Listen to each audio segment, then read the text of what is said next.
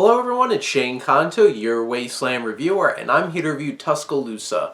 And this is the debut of writer-director Philip Harder, who creates this drama set in 1972 about a young man whose father runs a hospital for mental illness, an asylum, and he's kind of wandering at this point. He's kind of in that Benjamin Braddock kind of place of The Graduate, and that in-between time between finishing school and before jumping into the real working world.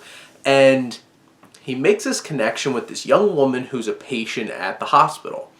And throughout the course of this drama, you see their relationship developing while having this undercurrent of racial issues and also how people were treated with mental illness at that time as well. So you have all those themes as a bedrock to this young romance. And the film is starring young actor Devin Bostick, who's popped up in a few things that I've noticed. He was in Okja. He most recently was in Words on the Bathroom Walls. He was one of the personalities. And he does a really fine job in this film. He has a lot of charisma, but he's really matched well with Natalia Dyer, who loved in Yes, God, Yes, and she's great as Nancy in Stranger Things, and by far, she's the best part of this film. She brings so much energy and so much personality to this character, dealing with so many things, but not only because she's playing it up, but there's a lot of emotion and trauma to her character that you get. And as the layers are pulled back, things become more tragic and you realize all of the things that she's been through.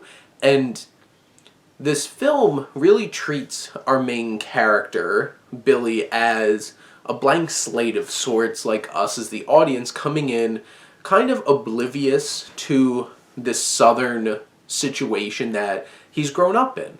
He doesn't realize how horrible people with mental illness are being treated, how horrible Natalia Dyer's Virginia is being treated in this hospital by his own father, played by Tate Donovan. He does not realize that he has a very close friend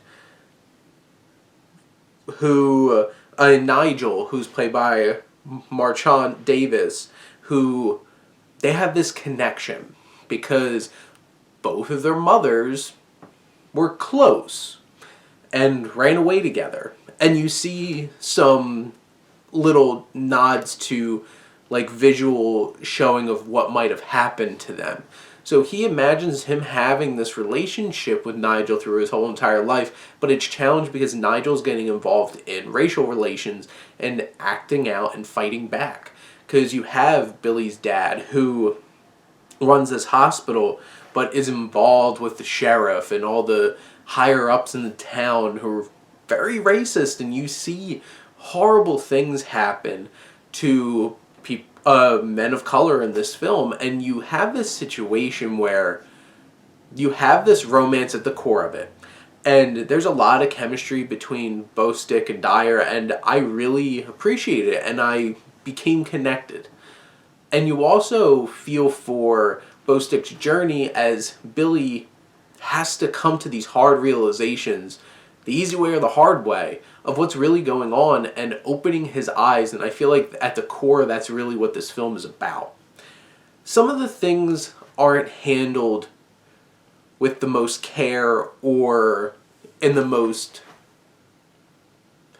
effective ways. Sometimes it's a little bit blunt, a little bit on the nose, a little bit messy in how it's dealt with or portrayed or conveyed in the film. And there's a lot of really hard themes that this film is trying to attack, including one particular scene on a beach that gives some realizations that are horrible and horrifying. How this film is trying to deal with those things. And there's so much in this film that's great. It doesn't always necessarily come together in the most effective and impactful of ways. Sometimes things that are really significant can just be thrown out at you at any given moment without a whole lot of well-structured build-up to it, but it's still impactful. And I feel like Tuscaloosa is still a really impactful, dramatic film that I felt a strong connection to, and I think it's worth checking out because of the ideas and the chemistry of these two leading actors, especially Natalia Dyer. So I would definitely recommend Tuscaloosa. It's streaming now on Prime, and it's included in your Prime, so you don't have to rent it. But it might not be the most perfect way of representing these themes, but it's a really admirable effort, and this is a great starting point for this young writer and director, Harder. But those are my thoughts on Tuscaloosa. Let me know what you think, and let's talk some movies. But thank you as always for tuning in and supporting your Wasteland Reviewer.